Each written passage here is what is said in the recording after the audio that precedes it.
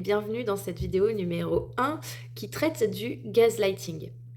Dans cette vidéo, nous allons voir ce qu'est le gaslighting et exactement le gaslighting vu du côté de la victime. Donc je vais appeler la victime l'impacté. Aujourd'hui, avec ce que j'essaye de faire au niveau de la toxicité, au niveau des relations toxiques ou des dynamiques toxiques, je parlerai de générateur et d'impacté. Donc le générateur, c'est la personne que habituellement ou communément on décrit de toxique. Vous savez que moi je vais enlever cette étiquette-là. Donc ce sera le générateur. La personne impactée, c'est la victime du comportement toxique. On va mettre aussi en impacté plutôt que victime parce que le changement de narratif permet aussi de reprendre un certain pouvoir tout en gardant le fait que la personne est réellement impactée par le comportement toxique. Donc aujourd'hui c'est la vidéo numéro 1 sur le gaslighting. Il y en a 5 qui sont prévus. Donc il y aura 5 vidéos pour tous les comportements toxiques que j'ai listés. La vidéo numéro 1, ça sera toujours le comportement toxique vécu par la personne impactée. La vidéo numéro 2, ça sera le comportement toxique vécu par le générateur et ce qui se passe pour le générateur. La vidéo numéro 3, c'est la vision globale du mécanisme du point de vue thérapeutique, générateur ou personnes impactées confondues, et quoi faire un petit peu pour faire le pont aussi entre les deux.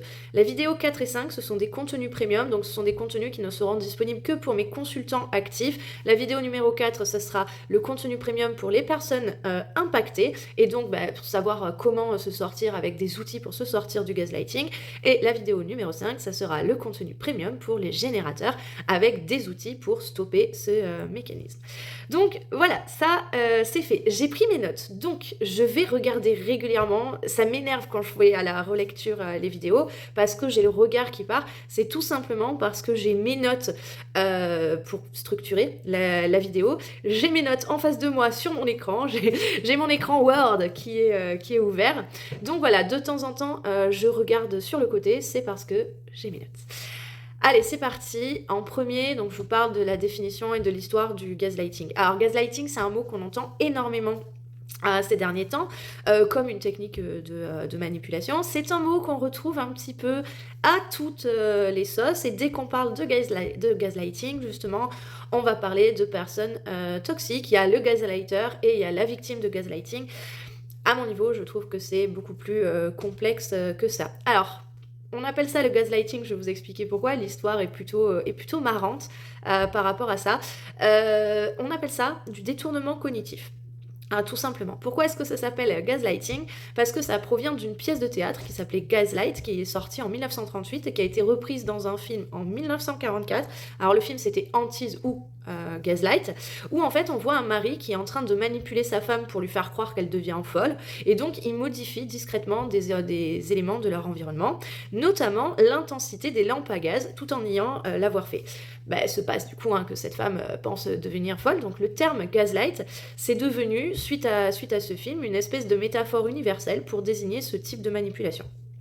Aujourd'hui, je vous ai dit, c'est un terme à la mode, qui est un peu trop usité selon moi, mais qui permet en fait de montrer le détournement cognitif. Donc c'est utilisé pour décrire des situations variées qui peuvent aller dans les relations personnelles, aux dynamiques professionnelles et sociétales. On le retrouve vraiment à tous les niveaux.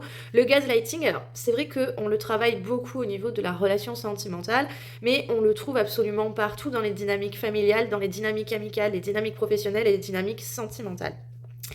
Ce détournement cognitif, c'est une manipulation mentale dans laquelle l'information présentée, elle va être déformée.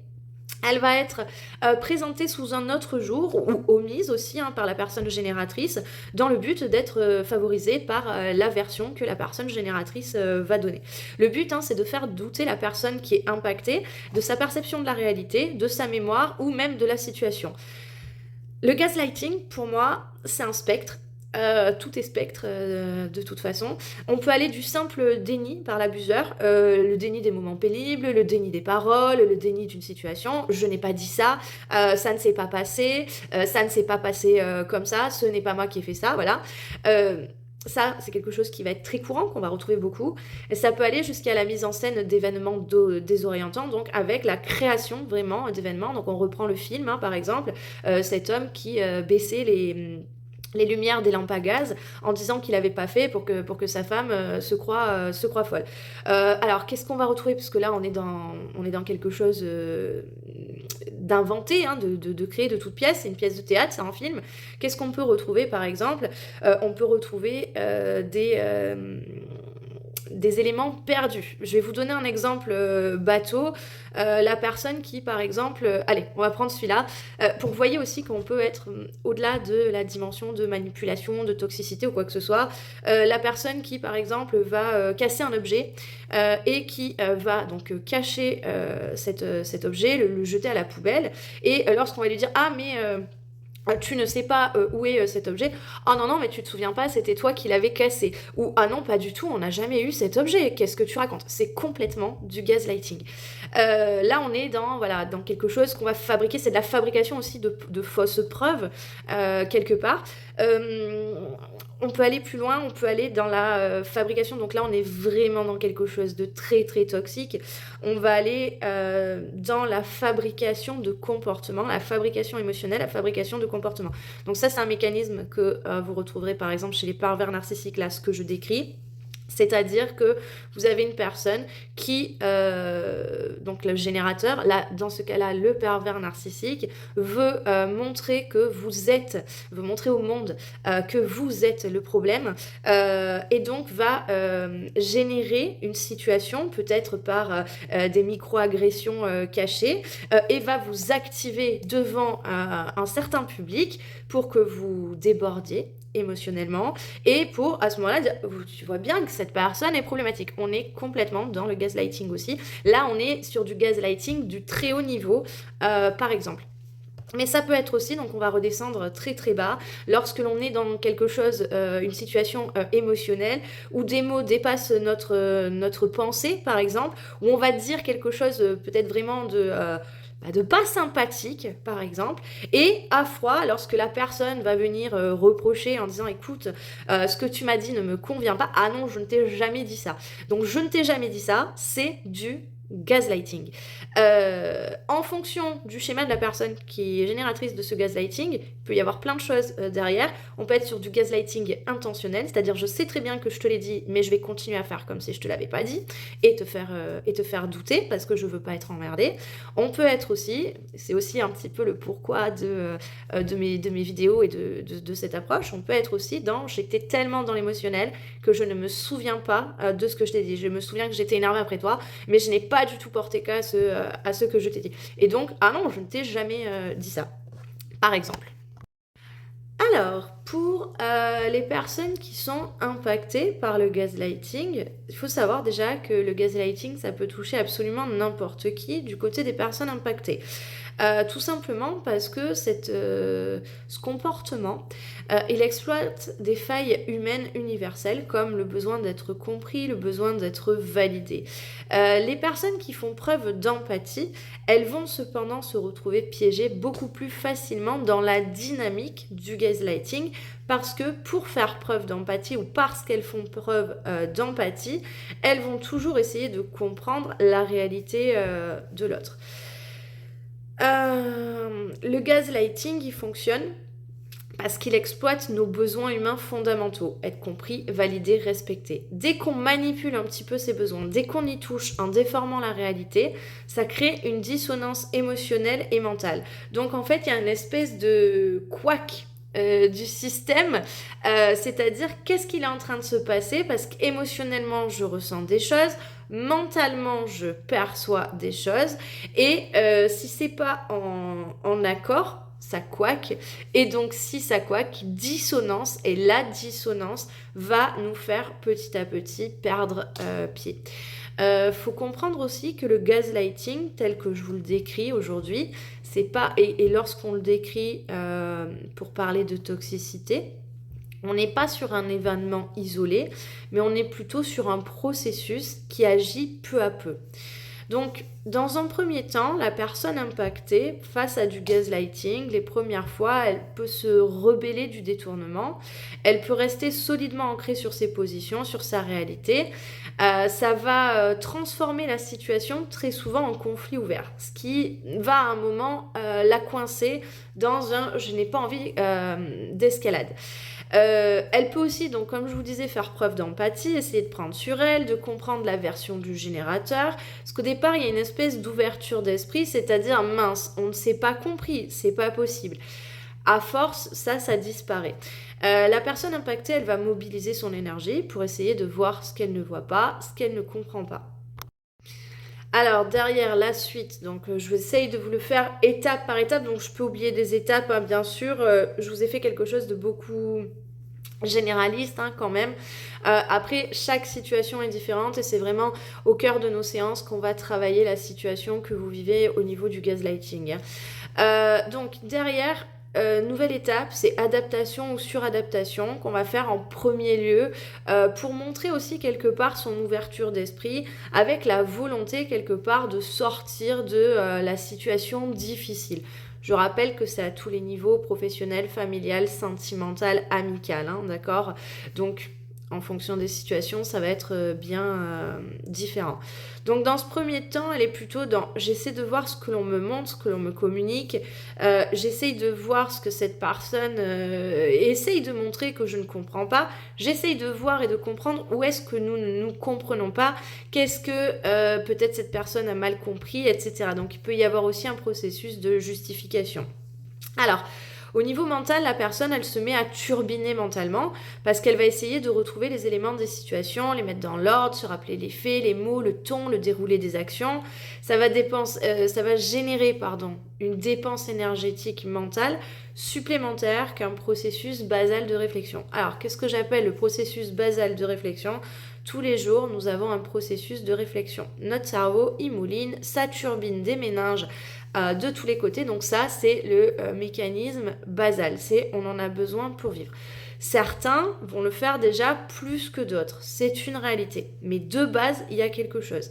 Là, cette turbine mentale qui va se rajouter, elle est déjà au-delà de une personne qui, par exemple, turbine plus parce qu'elle aurait un schéma de préoccupation ou une personne qui est dans la cogitation mentale, etc., ce qui est déjà quelque chose de plus gros que le basal. Là, c'est une dépense supplémentaire. Et c'est une dépense supplémentaire qui, du fait de la situation, passe quelque part en haut de la liste des préoccupations, je dirais. Donc, la personne, elle se met à turbiner mentalement. Ça génère une dépense énergétique mentale beaucoup plus grosse qu'à l'accoutumée. Qu'est-ce que ça va créer ? Ça va créer de la fatigue émotionnelle et mentale. Déjà, rien que ça, de mobiliser, donc c'est quelque chose qui ne se voit absolument pas. Tout se passe dans l'intériorité de la personne, dans l'intérieur de la psyché de la personne. Cette fatigue-là, elle va avoir aussi un impact, mais voilà, c'est quelque chose qui ne se voit absolument pas. Au-delà de ça, la personne impactée, elle va ressentir une forme d'injustice, une sensation d'incompréhension constante, d'invalidation de son vécu, de son ressenti, mais aussi de sa pensée, en fonction du ton sur lequel est acté le gaslighting, ça va être différent. Elle peut se sentir bête en fonction de ses codes aussi. On va lui rajouter des tas de choses. Donc petit à petit, elle se sent mais complètement invalidée, incapable de bien réfléchir. Elle va se sentir de moins en moins conforme. Là où habituellement elle avait un seuil de conformité pour elle, en fonction de ses blessures, il va être différent. Avec le gaslighting, elle va se sentir de moins en moins conforme, quoi qu'il arrive. Donc en fonction d'où elle part, vous imaginez où est-ce qu'elle peut descendre bas. Elle va s'isoler dans une espèce de boucle mentale. Et la sensation de non-conformisme plus la brouille mentale, ça va venir appuyer sur ces blessures de rejet ou d'abandon. Pour ceux qui ont l'habitude, polarité yin ou polarité yang, ça fonctionne. Le gaslighting, les deux peuvent être impactés par le gaslighting. Lorsque je parle de venir appuyer sur les blessures de rejet ou d'abandon, ça va venir, ça je vous le développerai plus tard, ça va venir activer vos schémas déjà mis en place. Hein. Donc là, en tout cas, ça va venir rajouter, on va dire, de l'huile sur le feu. La personne impactée, elle va entrer en dualité constante ou en confusion permanente entre deux réalités, celle qu'elle vit, celle qu'elle perçoit, celle qu'elle réfléchit aussi, quelque part, celle qu'elle pense, et celle qui vient se superposer à celle-ci et l'effacer, c'est-à-dire celle de la personne génératrice. En termes de ressenti, la personne impactée, petit à petit, elle perd confiance en elle-même, en ses émotions, ses pensées, sa pensée, sa façon de penser, sa perception des choses et des faits, mais aussi elle perd confiance petit à petit dans le discours des autres personnes autour d'elle, y compris la personne qui est génératrice de gaslighting, d'accord? Et donc, on a une personne qui, à force de cet impact, ne sait plus faire la part des choses, ne sait plus avancer une idée, n'ose plus avancer une idée, et c'est un état de confusion et de panique. Alors, la perception racontée par la personne qui génère le gaslighting va devenir peu à peu, donc ça c'est fait par la personne qui génère, mais du coup va devenir pour la personne qui est impactée la seule vérité acceptable. Parce qu'en gros, si elle ne plie pas à cette version, à cette réalité, il y a des conséquences, c'est encore pire. Donc du coup, la personne impactée, elle va ressentir une domination de la réalité de l'autre sur la sienne. Plus elle fatigue, plus elle essaye de se faire entendre, de faire entendre sa réalité, plus elle va s'embrumer dans ses pensées. À force de gaslighting, elle va finir par éteindre sa pensée, se soumettre au contrôle du narratif de la personne qui est génératrice et elle va perdre la maîtrise d'elle-même. Elle devient une espèce de pilote automatique sans plus questionner sa pensée. À ce moment-là, donc on va passer, c'est pareil, il y a un spectre, et on parle d'influence, mais ça va aller, là, dans ce que je viens de vous décrire à l'instant, on arrive sur ce qu'on appelle un mécanisme d'emprise complet. Yin comme Yang. Alors, je vais vous lister différents effets du gaslighting à moyen long terme. La liste est non exhaustive, j'ai listé ce qui me paraissait le plus courant, mais bien sûr, il y a d'autres éléments à prendre en compte. Donc déjà, on a les impacts mentaux du gaslighting. Donc je vous en ai déjà parlé, cette espèce de fatigue mentale. La personne impactée, elle est constamment en train d'essayer de comprendre, analyser, valider ses perceptions. Ça épuise ses ressources cognitives. Ça, il faut en parler, c'est un effet délétère du gaslighting. La confusion mentale. La personne impactée vit dans un état de doute constant, incapable de distinguer clairement la réalité de la version imposée par le générateur. Là, il faut que je rajoute quelque chose, c'est qu'on aurait tendance à penser, tant que ça ne nous arrive pas ou tant qu'on n'est pas conscient que ça peut nous arriver, on aurait tendance à penser qu'il faut être quand même sacrément en manque de confiance de soi pour tomber là-dedans. Non, c'est quelque chose qui se fait petit à petit et l'usure mentale va provoquer cette confusion mentale et le fait de douter de soi. C'est vraiment le processus qui crée ça. C'est pas une question de manque d'intelligence ou de manque de confiance en soi de base. Alors forcément, ça va venir, c'est ce que je vous ai dit, il y a une échelle quand même. Si on manque de confiance en soi de base, ça va peut-être venir en rajouter, si tant est que la situation se passe à un moment donné. On pourrait aussi dire que peut-être que les personnes qui manquent de confiance en elles sont peut-être gaslightées depuis qu'elles sont petites aussi, vous voyez, donc c'est à prendre en compte.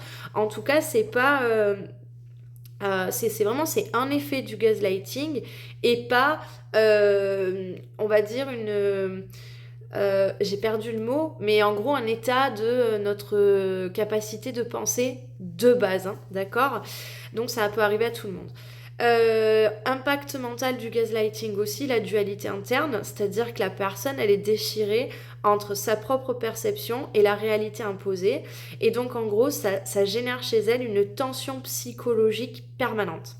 Elle peut avoir des moments où elle va se plier à la réalité qu'on essaye de lui faire croire, et d'un coup, des moments où ça vient de l'intérieur. C'est ce moment de relent, de mais non, rappelle-toi cet élément. Et donc ça crée une espèce de dualité parce que quoi qu'il arrive, derrière c'est de la survie qui se joue, de la survie émotionnelle, de la survie physique aussi. Et donc derrière c'est les mécanismes de protection de la personne impactée qui vont prendre le dessus et qui vont quelque part faire gagner une part plutôt qu'une autre. Impact mental aussi, donc la perte de confiance. Peu à peu, elle perd confiance dans ses propres perceptions, ses pensées, celles des autres. Elle finit par se méfier de tout discours, même extérieur. Et elle finit aussi par se méfier de la possibilité de s'en sortir. Il y a une espèce de perte de confiance, de perte de foi en la vie, en une sortie beaucoup plus positive. Le brouillard mental, donc la surcharge cognitive émotionnelle, elle va plonger la personne dans une sensation de flou où il devient impossible de réfléchir ou d'agir clairement. Au niveau des impacts émotionnels, on va parler en premier lieu de la détresse émotionnelle, donc qui se fait petit à petit et qui à un moment prend toute la place. C'est un sentiment constant d'être invalidé, incompris, manipulé qui va créer une souffrance émotionnelle profonde. Une colère et un sentiment d'injustice. Alors colère ou différentes nuances, ça peut aller de la frustration jusqu'à la haine, d'accord ?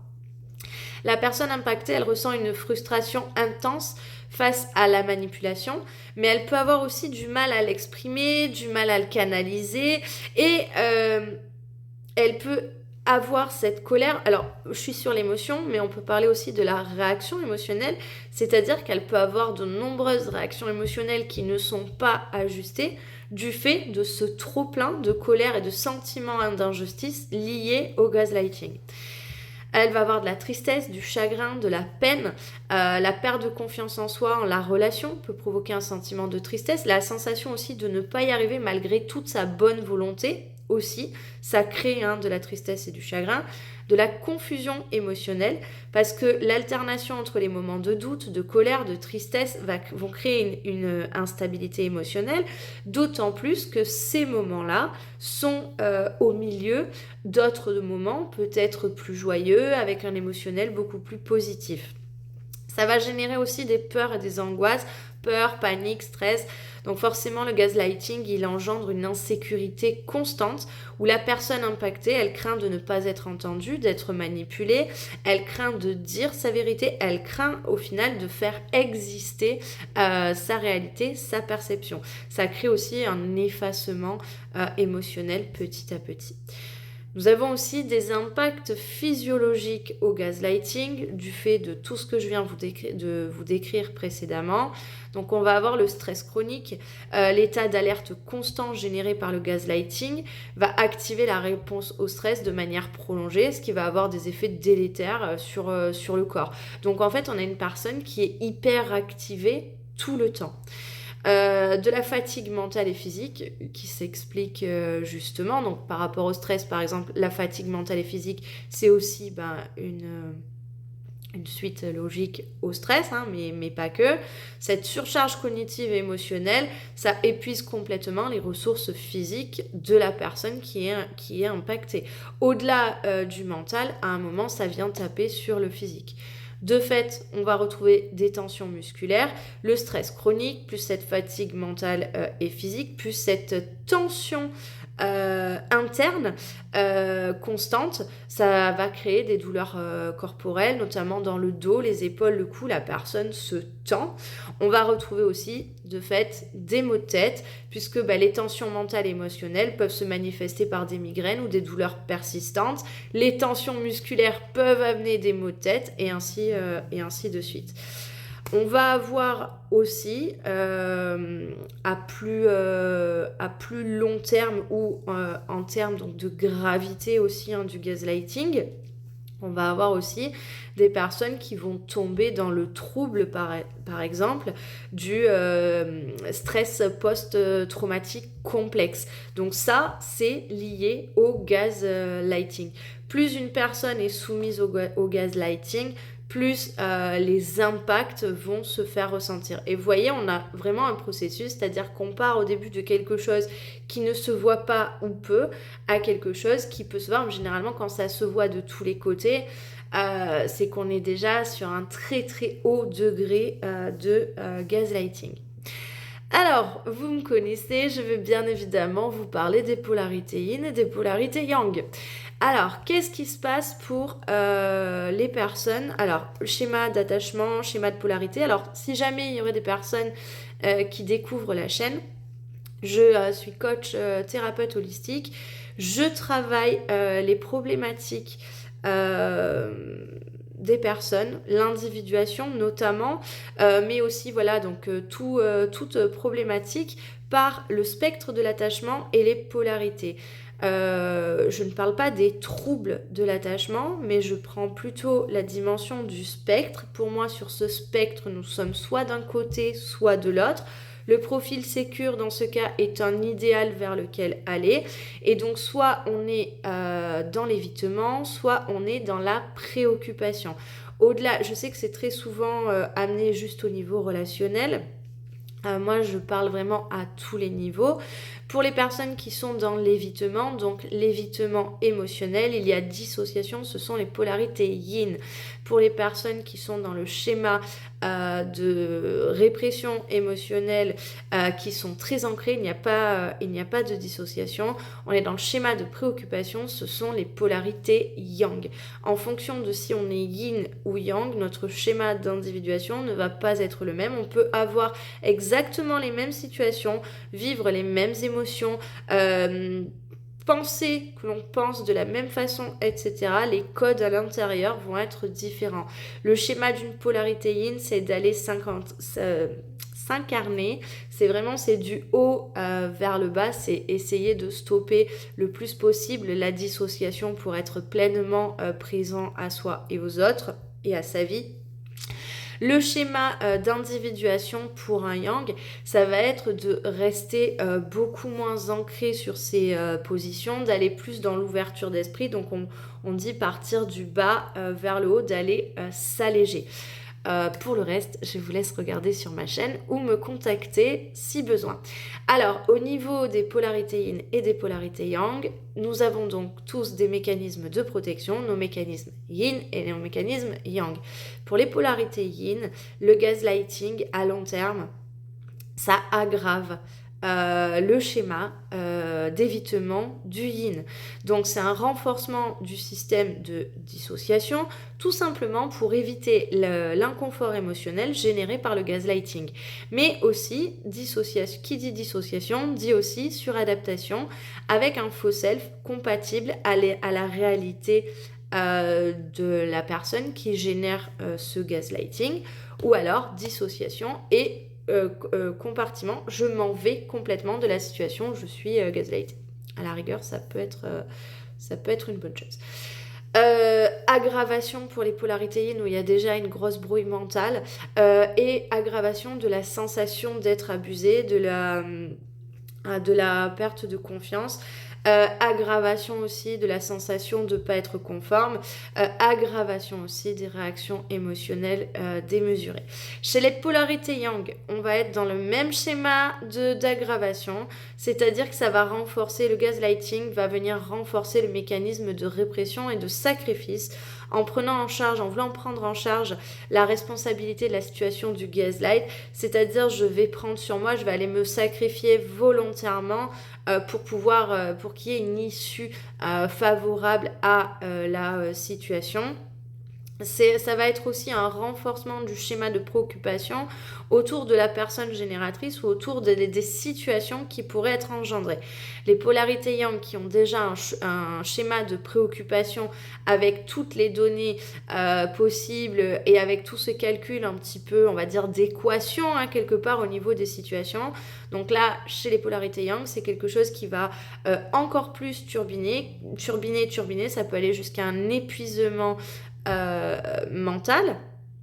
La difficulté chez la polarité yang, c'est qu'à un moment, ça va aussi renforcer l'enfermement et la frustration dans l'ego, mais ça va aussi renforcer quelque part ce côté très guerrier, très égotique, mais la carapace de protection du yang, parce qu'à un moment, les données, un yang va rester fixé sur les données, le factuel, et va manquer d'ouverture d'esprit à ce niveau-là, là, dans le schéma du gaslighting, ce qui se passe, c'est qu'en fait, on va avoir un yang qui va être quand même très combatif là-dessus, et qui va vouloir à tout prix s'accrocher à ça, et donc qui va s'enfermer dans sa tour, parce que à un moment c'est juste pas possible, parce que je deviens fou, la réalité ancrée, tangible n'existe plus dans le cas du gaslighting. Donc ça va venir aussi renforcer ça. Yin comme yang, vous pouvez donc être impacté par le gaslighting, mais vous pouvez aussi être générateur du gaslighting. Alors, on va parler maintenant de se défaire du gaslighting, de s'en protéger. Je reviendrai dessus, bien évidemment. Ce qu'il faut savoir déjà, c'est que le gaslighting, alors tout le gaslighting, c'est un terme général. Ça n'a pas la même origine, ça n'a pas la même intention. Il peut s'agir d'un mécanisme de défense inconscient où la personne génératrice, elle agit par peur ou par émotion. D'autres fois, on va s'agir d'un comportement intentionnel qui vise à contrôler ou à dominer. C'est là où c'est extrêmement grave. Je reviendrai là-dessus, de toute façon. Alors, lorsque la personne impactée, elle est consciente qu'il y a du gaslighting, déjà on a fait une étape.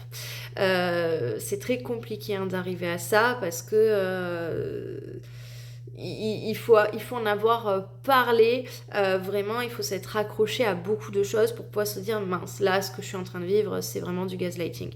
Déjà ça, le fait d'en être conscient, c'est le premier pas, c'est très important.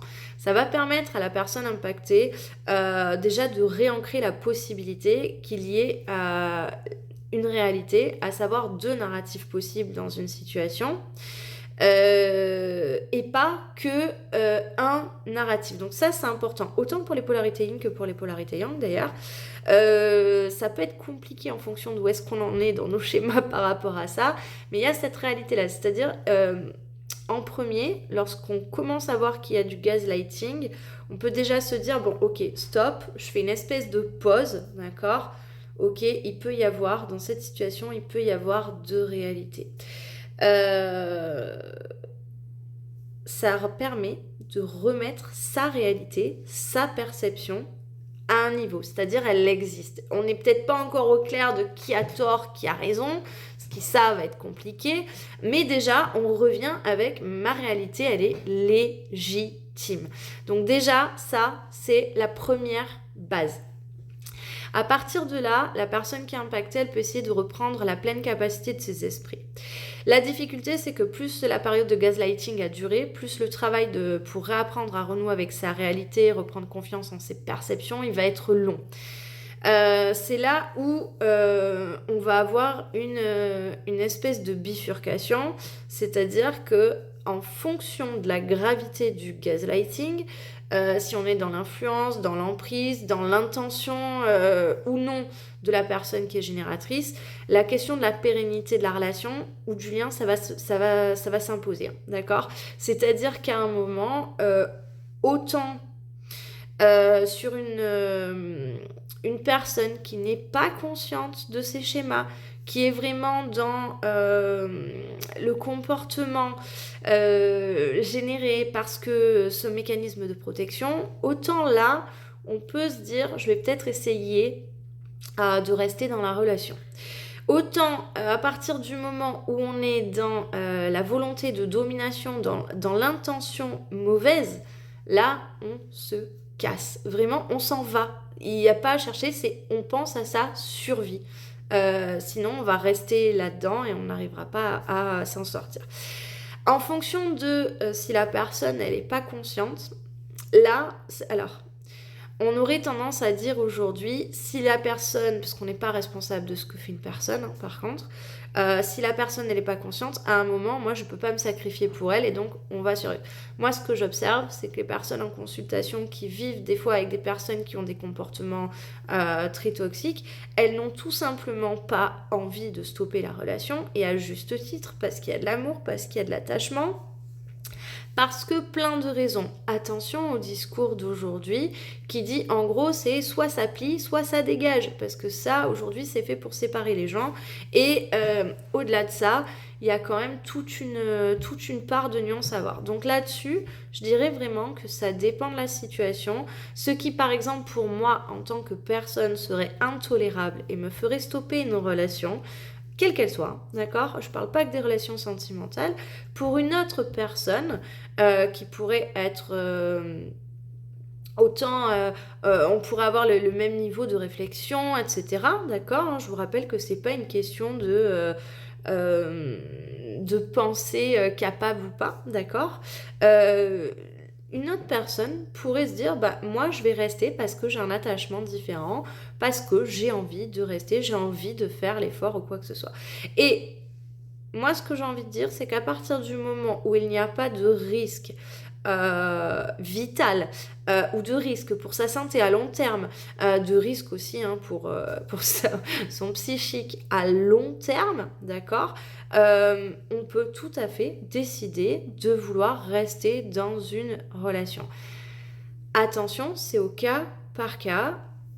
Parfois, c'est aussi une histoire de processus, c'est-à-dire que parfois, on n'est pas prêt à stopper une relation alors qu'on devrait vraiment la stopper et peut-être qu'à un moment, on arrive à la stopper. Donc moi, tout ça, je ne juge pas. C'est au cas par cas, ça dépend de l'histoire d'une personne, ça dépend de beaucoup d'autres choses aussi. Et donc, mon but, c'est aussi d'aider les personnes qui souhaitent rester dans ce type de relation à savoir se protéger par rapport à ça. Parce que par contre, ce qui est évident, c'est qu'il faut savoir se protéger.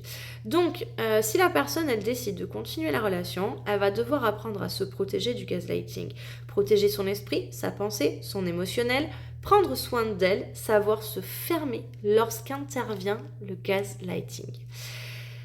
Si la personne qui génère le gaslighting, elle est dans la conscience de ses actes, la volonté ou la démarche de modifier ses comportements, le travail peut même se faire à deux, pas à pas. Là, c'est plutôt intéressant. Quand les deux veulent travailler, il y a quelque chose qui peut se créer. Si la personne n'en est pas là ou si elle ne le reconnaît pas, la charge de la protection revient à la personne impactée seulement. C'est là où c'est compliqué, c'est là où il y a vraiment un énorme travail à faire. Alors plus concrètement, comment est-ce qu'on fait pour se protéger du gaslighting? D'abord, on s'éduque ou on se rééduque émotionnellement. Plus on est à l'aise avec son émotionnel, plus on se comprend, plus on est en mesure de voir ce qui cloche et on est en mesure d'acter des choses pour s'en prémunir. Pourquoi est-ce que je parle d'éducation ou de rééducation émotionnelle? Parce que tout simplement les adultes d'aujourd'hui, sauf de rares personnes, les adultes d'aujourd'hui n'ont pas appris à vivre avec leur émotionnel, n'ont pas appris à travailler leur émotionnel, n'ont pas appris à réguler leur émotionnel. Je vous rappelle que sans cibler du doigt les parents, l'éducation, etc., les parents ont fait du mieux qu'ils pouvaient.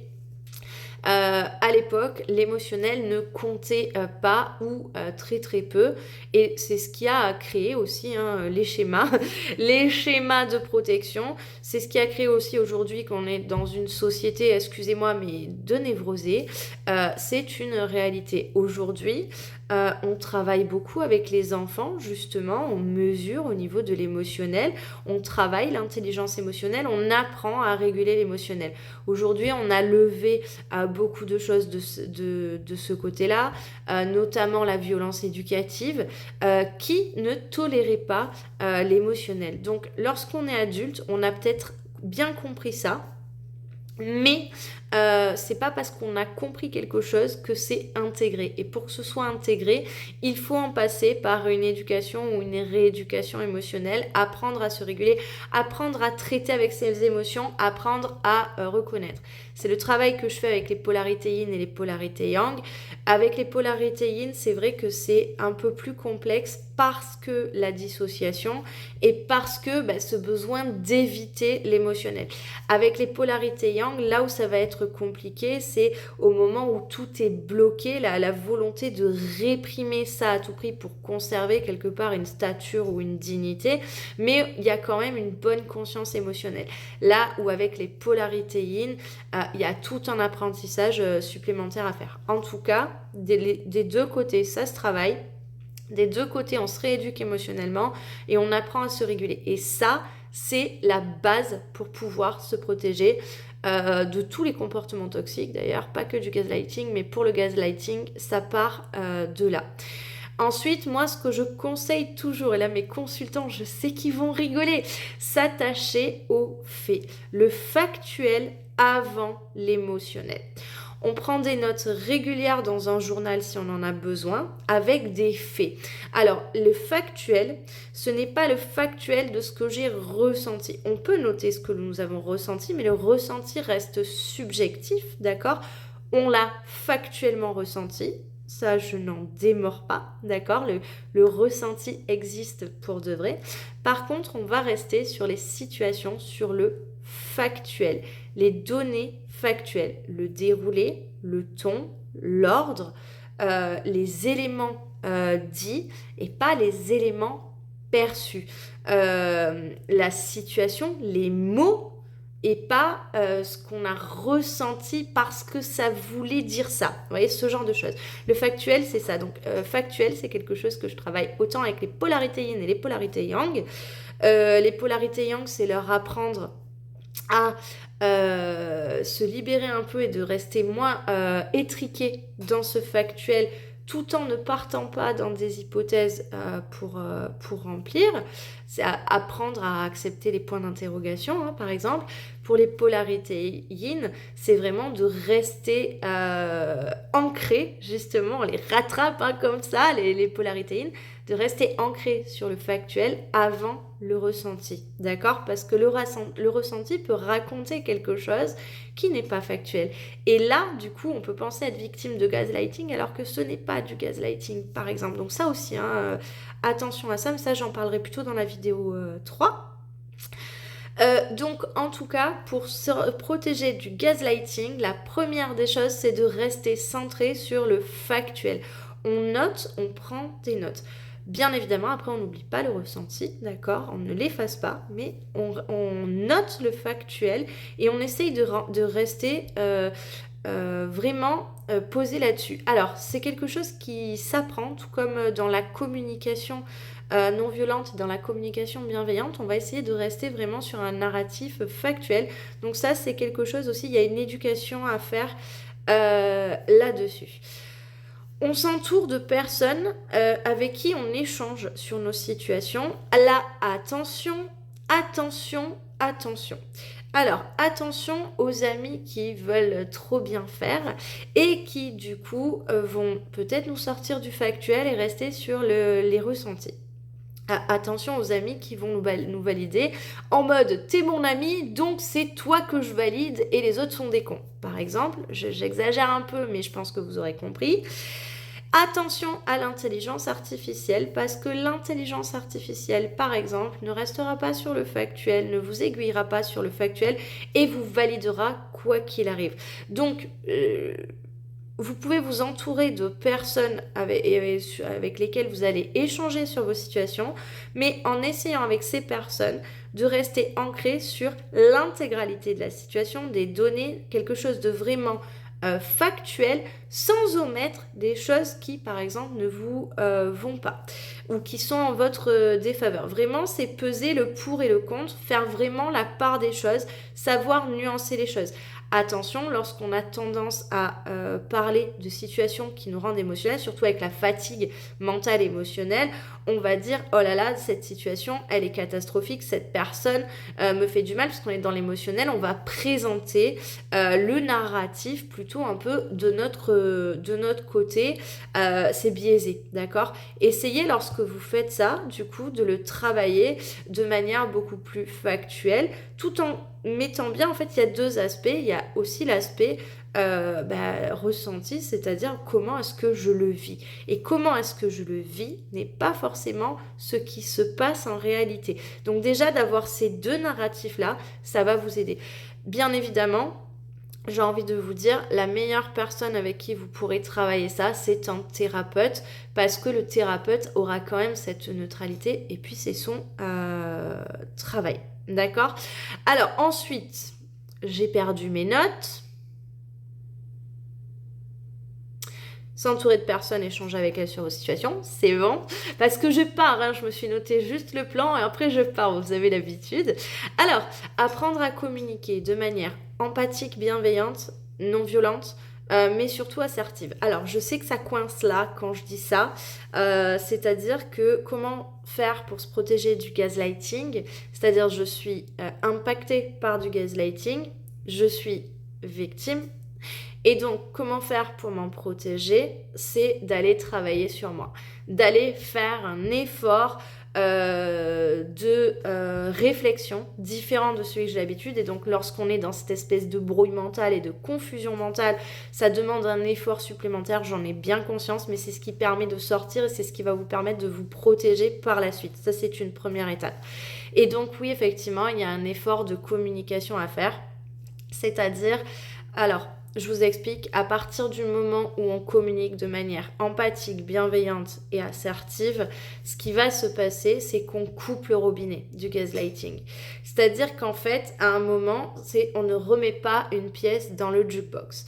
Si on repart, alors attention, parce que forcément, en fonction de notre émotionnel, on ne va pas le vivre de la même façon.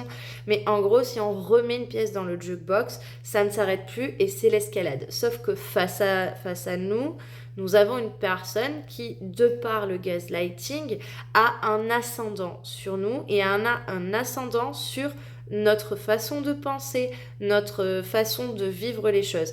Et donc, pour pouvoir couper ça, il faut arriver à être au clair dans sa communication. Donc, ce n'est pas pour être plus sympa avec la personne qui est génératrice, d'accord ? Même si, dans les faits de la communication, c'est ce qui peut se passer. C'est une réalité. Mais ce n'est pas dans ce but-là, d'accord ? C'est pas pour la caresser dans le sens du poil, c'est pour couper le robinet du gaslighting. En premier lieu, c'est ce qu'il faut faire. Et vous verrez que ça marche aussi pour d'autres comportements toxiques. Alors, communication assertive, c'est la capacité de s'affirmer tout en respectant les autres dans une communication qui n'est ni agressive, ni passive, ni manipulatrice, qui est dans l'écoute et le respect de soi aussi et dans la maîtrise de ses émotions. Alors, on va pas devenir un robot, hein, bien évidemment. C'est ce que moi j'appelle de la communication consciente. Donc ça, c'est quelque chose qu'on travaille en séance, hein, puisque c'est important de travailler la communication. Ça va nous permettre en fait déjà de sortir de la dynamique, parce que le gaslighting, à force, ça devient une espèce de dynamique et donc on a besoin de ces éléments-là, de ces outils-là pour pouvoir en sortir. Donc là, à partir de là, on est sorti d'une situation qui ne respecte pas notre intégrité. Derrière ça, il y a encore un effort à faire, donc c'est reprendre peu à peu possession de sa psyché, de sa confiance, reprendre peu à peu aussi le lien avec sa perception, qu'est-ce qui est réel, etc. C'est se refamiliariser avec soi, avec sa façon de voir les choses, d'observer les choses, avec ses sens aussi, d'accord, avec sa façon de penser qui est propre, avec sa perception, avec ses ressentis. petit à petit, c'est effacer le brouillard mental. Et donc ça, on le fait en même temps. Et c'est savoir, du coup, recentrer si vous souhaitez rester en contact avec la personne qui génère le gaslighting. C'est de savoir recentrer les conversations sur les besoins et les demandes. C'est-à-dire, de quoi est-ce qu'on parle plutôt que de se battre pour une réalité, pour imposer une réalité, plutôt que de me dire que de me renier dans toute ma réalité, dans tout ce que je vis, plutôt de remettre en cause mon narratif, jusqu'à qui je suis parfois, par exemple, ça va être de recentrer la conversation sur le besoin. Est-ce que de base, la conversation, c'était un besoin qui partait de la personne qui a impacté, qui a exprimé un besoin et qui s'est fait gaslighter en mode « non, non, mais moi, ton besoin, il n'existe pas ».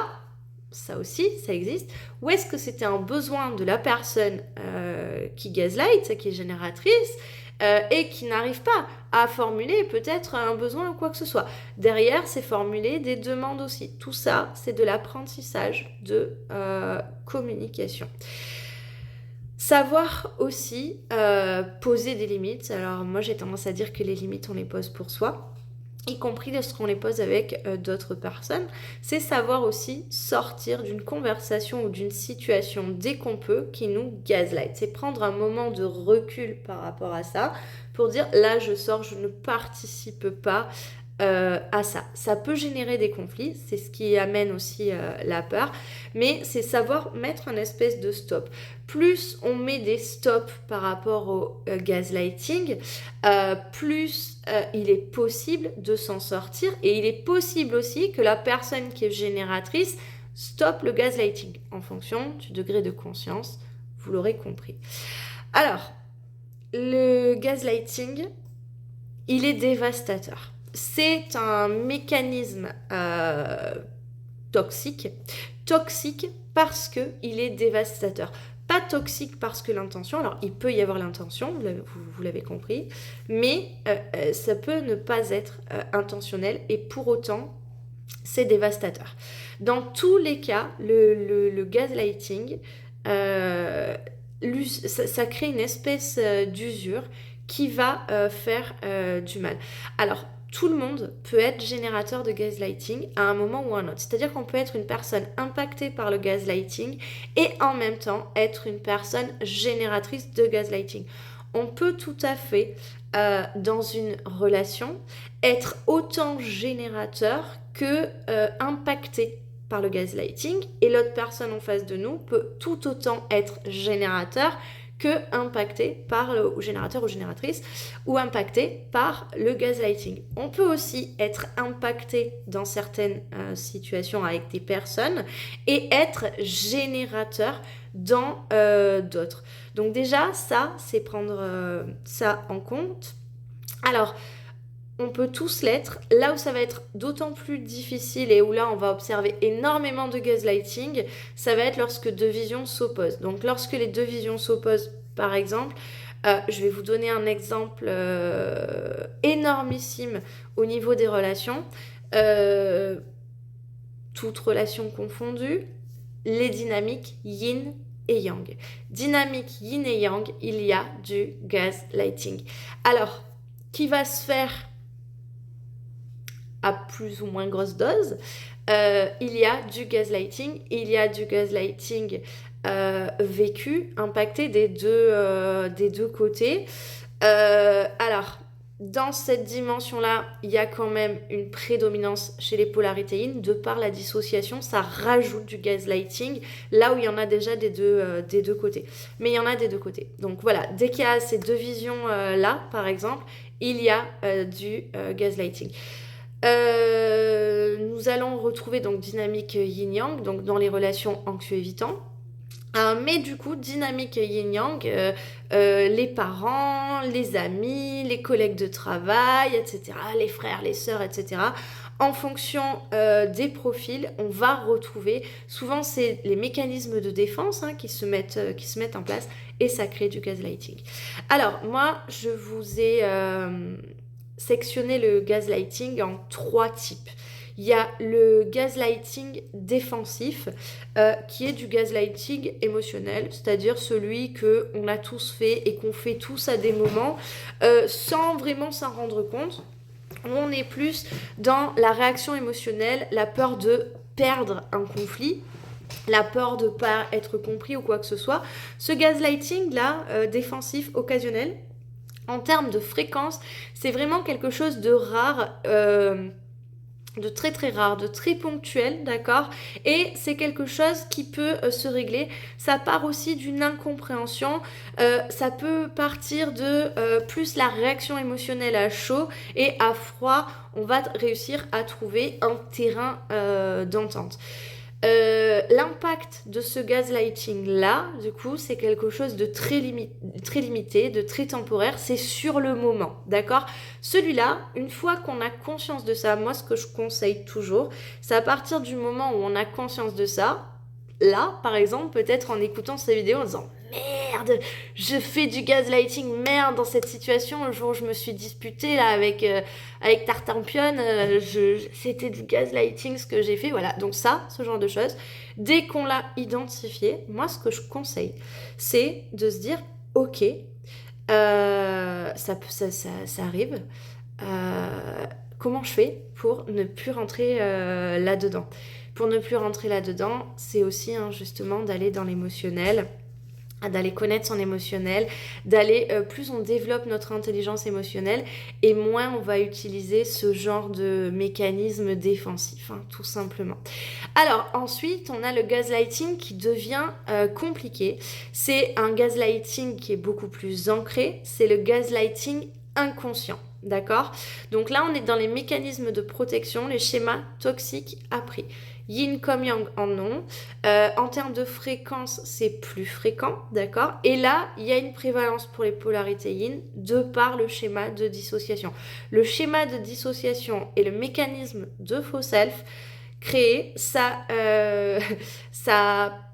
fait une espèce de déconnexion de la réalité factuelle qui fait que vous rentrez très souvent dans le gaslighting tout simplement parce que ce qu'on vous décrit, vous n'étiez pas là.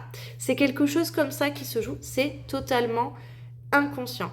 Il y a aussi d'autres choses par rapport à la vulnérabilité, etc. Donc c'est inconscient, mais c'est ancré, c'est fréquent. Là, l'impact de ce gaslighting-là, pour les polarités yin comme pour les polarités yang, l'impact, il est délétère, mais progressif. Donc ça se fait petit à petit, on rentre là dans le processus et on abîme la relation que l'on va avoir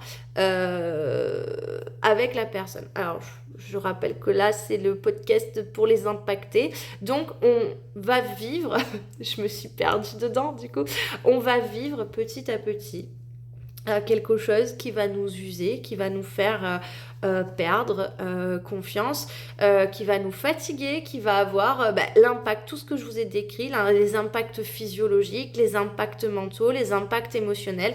On rentre dedans et c'est un processus qui se fait de manière progressive, qui peut aller jusqu'au point de rupture pour les personnes. C'est aussi donc celui qui est inconscient ou ancré, il n'est pas foutu, c'est pas une cause perdue, c'est quelque chose qui peut être réparé. Alors bien évidemment, le gaslighting, c'est carrément bien quand c'est réparé par les générateurs, qu'on soit bien d'accord. Une personne qui est impactée ne peut pas empêcher un générateur de générer du gaslighting. C'est une réalité terrible. Par contre, une personne impactée peut se protéger du gaslighting, le temps peut-être que la personne qui est génératrice travaille sur ces schémas pour le défaire. Ça, c'est déjà mieux. Et on a le troisième type de gaslighting, et là, on se barre, c'est le gaslighting intentionnel, le gaslighting des manipulateurs, le gaslighting des causes perdues. Oui, celui-là, on se dégage. Alors celui-là, il a une volonté de contrôle ou de domination. On n'est pas du tout dans le mécanisme de protection, on est dans le mécanisme de je vais te dominer, je vais te contrôler, j'aurai toujours un pouvoir sur toi, c'est toujours moi qui gagnerai. Et si tu viens me mettre une réalité qui ne me convient pas, je vais te regarder droit dans les yeux et je vais te détourner de cette réalité. Ça, c'est le gaslighting des pervers narcissiques. La fréquence, elle est systématique. On n'est pas dans quelque chose de, vous savez, des éléments qu'il peut y avoir parce qu'on est dans une période de stress ou de tension ou parce qu'il y a eu un conflit ou ce genre de choses. On est dans quelque chose qui est systématique, qui est volontaire, qui est calculé, qui est millimétré. Et c'est là-dedans qu'on va rentrer dans les mécanismes où je vais inventer, je vais créer des événements, je vais créer des situations pour que tu sois le fou ou la folle du bus. L'impact là, il est destructeur. On va parler d'emprise à long terme. Là où pour l'impact progressif, quand c'est un mécanisme inconscient, je pourrais parler plus d'influence que d'emprise. Là, l'impact, c'est destructeur. La volonté, c'est de l'emprise. C'est tu resteras dans mon pouvoir quoi qu'il arrive. Tu boiras mes paroles et mes paroles, tu les répéteras. C'est quelque chose comme ça. C'est violent. Ça dénature complètement la personne. Dans ce cas-là, si vous êtes dans ce cas-là, barrez-vous, sauvez-vous. Si vous avez besoin d'aide pour ça, je travaille avec des victimes de pervers narcissiques. Un pervers narcissique, c'est foutu. On ne peut strictement rien faire. Et vraiment, j'insiste encore, lorsque je m'adresse aux personnes dites toxiques, je ne m'adresse pas au pervers narcissique. Le pervers narcissique, il va se faire voir. C'est une cause perdue. Je ne m'intéresse pas à lui. Par contre, je vais m'intéresser à ses victimes. Toutes les personnes qui sont aujourd'hui étiquetées de personnes toxiques ne sont pas des personnes toxiques, leur comportement le sont. C'est le pourquoi de ces nouvelles vidéos, ces nouveaux formats. Donc voilà, donc ça c'est très important. Si vous ne savez pas, des fois il est très difficile en fonction de la gravité de la situation, en fonction de la fréquence, en fonction de où est-ce que vous en êtes dans votre histoire, dans votre relationnel, etc. C'est parfois difficile de faire la part des choses entre les deux. Et on va pas forcément faire un diagnostic, puisque généralement c'est du côté de la personne qui est impactée, qu'on voit ce qui se passe. Donc on va peut-être pas forcément faire un diagnostic, on va peut-être plutôt regarder comment vous vivez et comment lorsque l'on met en place les actions pour vous protéger, quelles sont les actions derrière qui vont être mises en place. Il y a une espèce de rebond. Pour une personne qui utilise du gaslighting inconscient, ancré mais inconscient, ce qu'on va retrouver, par exemple, c'est qu'il y aura une réaction qui sera négative. Dès que vous commencez à vous protéger, parce que mince, la donne a changé, ça peut venir en plus montrer les mauvais schémas, etc. Mais la réaction négative, si vous voulez, c'est la première, c'est plus par la surprise et c'est par je cherche à retrouver cette espèce de confort qu'on avait jusqu'à présent. Avec un manipulateur intentionnel, avec un pervers narcissique, au moment où vous allez commencer à vous protéger, vous allez avoir un mécanisme punitif en face. Et vous allez avoir un mécanisme punitif qui va vouloir redoubler d'intensité au moment où vous allez continuer, à vous protéger. C'est-à-dire soit tu plies, soit je te détruis. Voilà. La différence, elle se situe là. Je sais que ça peut être très difficile de le voir et ça se fait sur quelques temps. En tout cas, dans tous les cas, si vous êtes en train d'hésiter entre les deux, vous n'êtes pas dans une relation qui vous valorise ou quelle qu'elle soit, ça peut être une relation familiale ou même professionnelle, j'insiste encore dessus. Si c'est sentimental, alors c'est pareil, quelque part. La difficulté avec le sentimental, c'est que ce sont des relations qui sont très très proches et où du coup ça peut en plus déborder. Mais voilà, quelle que soit la situation, si vous hésitez quand même entre les deux, vous n'êtes pas dans une relation qui respecte votre intégrité. Donc en premier, faites le travail pour vous protéger et ensuite vous verrez aussi.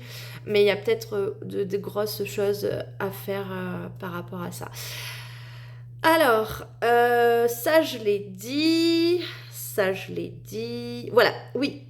Alors, qu'est-ce qu'on fait aussi plus on avance et plus on fait ce travail, plus on apprend à récupérer sa pensée, la fiabilité de sa pensée, plus on apprend à se protéger du gaslighting, plus on va venir poser des limites et plus on va refuser systématiquement de rentrer dans le jeu du gaslighting. C'est-à-dire, je ne joue pas à ça. Je peux t'aimer, je peux t'adorer, mais là, je rentre pas là-dedans. C'est fermeture totale, mais fermeture respectueuse. Dès que c'est grave, on essaye de se protéger, on se barre en se protégeant, on n'essaie pas de dominer ou quoi que ce soit. On se barre, on se sauve. Je crois que ça c'est bon, je l'ai dit, hein, c'est un trait de personnalité hein, dans ce cas-là. Ça j'ai bon, je l'ai dit. Le gaslighting, bien qu'il soit destructeur, il peut être déconstruit. Prendre conscience de ces mécanismes, c'est la première étape pour se protéger et aussi pour rétablir des relations plus saines et pour ne plus tomber dedans. Une fois qu'on a appris à se défaire du gaslighting, on s'aperçoit déjà qu'il est beaucoup plus présent un peu tout autour de nous et donc on apprend à ne plus tomber dans cette dynamique. On peut tous tomber dans plusieurs dynamiques de gaslighting. Si vous vous êtes reconnu dans la description des impactés, et que vous avez envie d'apprendre à vous protéger et à vous reconstruire par rapport à ça, je vous invite à me contacter pour une séance. Si vous vous êtes reconnu, peut-être dans les impactés, mais peut-être que vous vous êtes reconnu aussi du côté des générateurs. Je vais faire la prochaine vidéo, elle sera vraiment pour vous, d'accord ? La première des choses, donc le but c'est pas de culpabiliser, mais c'est important que vous compreniez l'impact que votre mécanisme de protection a sur les personnes autour de vous. D'où le fait que la première vidéo, c'est toujours la vidéo du côté des impactés. Si vous vous êtes reconnu là-dedans, ça se défait, ça se travaille, mais pour ça, il y a un énorme travail à faire de remise en question, mais aussi de compréhension de vos blessures, de vos schémas, et aussi au niveau émotionnel, ce que je vous disais, donc la rééducation émotionnelle, la communication, et il y a un travail à faire au niveau de vos besoins, c'est-à-dire que vous pouvez tout à fait arriver à communiquer ce dont vous avez besoin, à communiquer vos peurs, mais pour cela, il faut aller défaire ça. Si jamais vous vous êtes reconnu et que vous souhaitez travailler avec moi, vous me contactez, vous avez les informations aussi en description. Si vous vous êtes reconnu là-dedans, en tant que générateur et que vous savez à quelle personne peut-être vous l'avez fait, en fonction de où est-ce que vous en êtes, vous pouvez réparer ces relations. Il y a des relations que vous aurez perdues, c'est clair et net. Mais il y a aussi des relations que vous pouvez réparer. Si tant est que la personne impactée est dans l'accueil de ce que vous pourriez avoir à dire par rapport à ça, vous pouvez déjà, le simple fait de reconnaître que vous avez eu ces comportements toxiques et que vous voulez travailler dessus, ça peut déjà réparer une bonne partie. Par contre, attention, n'utilisez pas ça pour essayer quelque part de rattraper les personnes, d'accord ? C'est juste essayer de réparer et vraiment travailler sur vous. Si vous ne travaillez pas sur vous, vous n'y arriverez pas.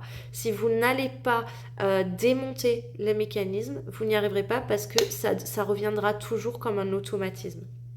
C'est très compliqué. C'est un mécanisme inconscient, mais certains sont conscients du mécanisme inconscient. D'accord ?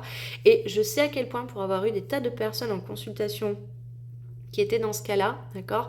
Je sais à quel point c'est souffrant, à quel point vous pouvez culpabiliser et à quel point vous ne savez pas comment faire parce que ce sont des débordements émotionnels. Ça se travaille, mais il faut acter un vrai travail par rapport à ça. Si je terminerai quand même pour les impactés. Si vous vous reconnaissez en tant qu'impacté, sachez que vous n'êtes pas seul. Il y a beaucoup de personnes qui vivent ça. Aujourd'hui, d'autant plus parce que, c'est ce que je disais tout à l'heure, on est un peu dans une société de névrosés. Je m'inclus dedans, qu'on soit bien d'accord.